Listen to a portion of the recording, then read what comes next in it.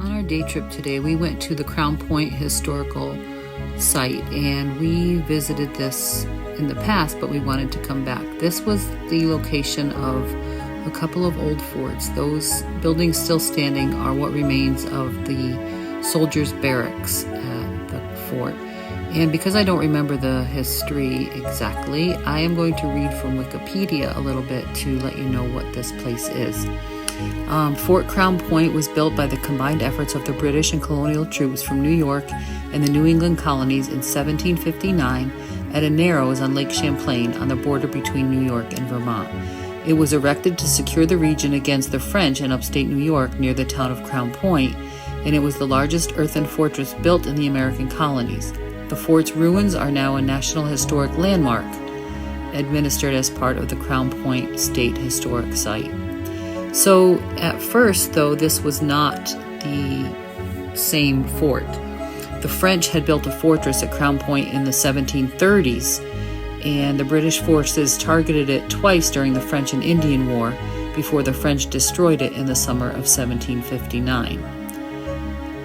Crown Point was constructed by the British Army under the command of Sir Geoffrey Amherst, following the capture of the Carillon, a French fort to the south, which he kept and renamed Ticonderoga. We have been to Fort Ticonderoga a few times and plan to go back, so I will do a similar video when we go there. So this fort was never directly assaulted. It was completed after the threat of the French invasion had ended, and it was used largely for staging rather than a military position. And in 1773, a chimney fire broke out in the soldiers' barracks and spread, burning for days. And in 1774, he described the fort after the fire and proposed expanding and improving one of the outworks rather than attempting to repair the main fort. After the French and Indian War, the British left a skeletal force at the fort, and they quickly yielded to Captain Seth Warner and 100 of the Green Mountain Boys on May 12, 1775, in the Battle of Crown Point at the start of the Revolutionary War. The Americans captured 111 cannons from the British at Crown Point and transported 29 of them to Boston for the defense of Boston Harbor. The fort was used as a staging ground by Benedict Arnold during the Revolution for his navy on Lake Champlain. That was destroyed in 1776 during the Battle of Valcour Island, and the fort was abandoned to the British in 1777 after the failure of the Patriot invasion of Canada. The British abandoned the fort in 1780, and the United States had no need for it and left it to deteriorate. The large earthen walls are still visible today. The fire of April 1773 had entirely destroyed the log and earth fortress. The stone ruins of the two barracks at the site are being preserved, and the fort was declared a National Historic Landmark in 1968. As you can see right there in the grass, you can still see where the points were. I remember visiting this when it was probably in the mid-1970s. There's a campground across the street from this, and I remember camping with my family, and we came here, and I actually have pictures of myself and a friend sitting in one of these windows with that scenery behind us, and that's a really cool memory I have of this place from my childhood. So I had wanted to come and visit this with my family, and it's pretty neat. But as you can see, the cement on the walls is really trying to keep it standing. There's some of the stones, and you can see they've replaced the mortar, really trying to keep these last remaining parts standing. But what a beautiful view of Lake Champlain and the mountains, and I think it's just a neat historical place. And there's the bridge from Vermont. Well, we were in New York from Vermont, and we think that thing right there is where a cannon was in one of the corners. And then after I toured this and got a lot of different angles and shots, I went to the little museum that they have. It's really sad that it was a smoky day again here. There's Canadian wildfires going on at the time we were here, and it really did affect the view. Then I came and I went down to the museum. I went through it kind of fast and showed some of the models. That was, I think, the original French fort. You'll see a lot of the displays have French and English to explain what things were. So these are just relics from the fort and different things from the time, and there's some of the concrete. It's a cute little museum. I like how they did the wall in the style of the actual fort barracks.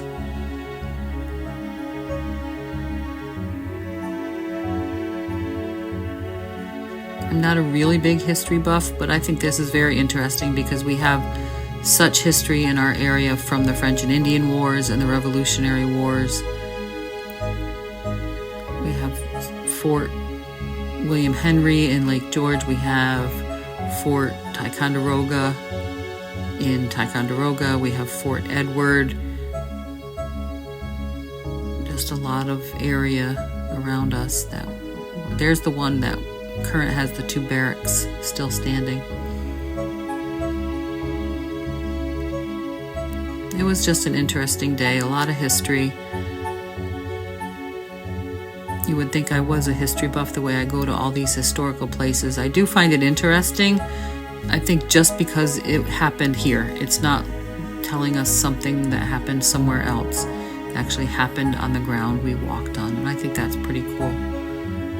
There's so many things in this area.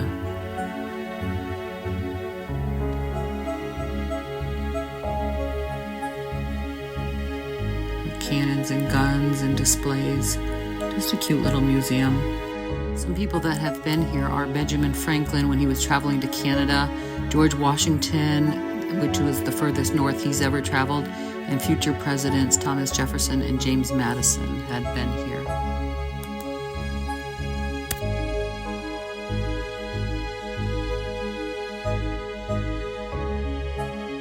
I really like that display. As you can see, the two on the far side are the barracks that are still a little bit remaining.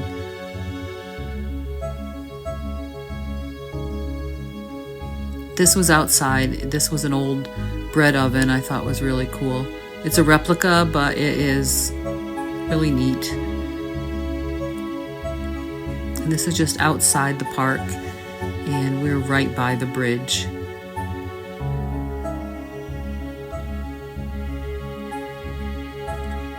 Apparently I spliced in some of my still photos with the videos.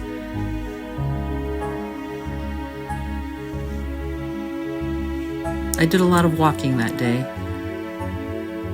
Lots of stairs, lots of walking.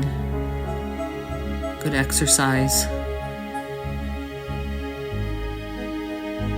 This is the closest thing to a castle that I've been to in this area. We are right by the bridge. So we're on the New York side, so close to the Vermont side. As we left, we saw people excavating, doing a little archaeology dig. And here we are. We decided just to cross the bridge and go to Vermont, take a little trip across the bridge and back. And to the right, I didn't pan over very far, but there's a lighthouse there, and I'd like to go to that sometime. One of our other trips up there, I'd like to go to that. And also there's a museum right as you cross the border on the right. You can see the red roof. We went to that a couple years ago, and I'd like to go again. It talks about the bridge and the history of the old bridge and the new bridge. And I thought there would be a welcome to Vermont sign right about here, but there wasn't one. So it might be down the road just a little bit further. But here we turned around and we crossed the bridge back to New York. And after this, we kind of just decided to head home. I think it was like 3 o'clock in the afternoon, and we are about an hour and 15 minutes from here, I would think. This bridge has a big history itself, and I don't remember the year, but the other bridge was closed and this bridge was built. And here we are back to New York.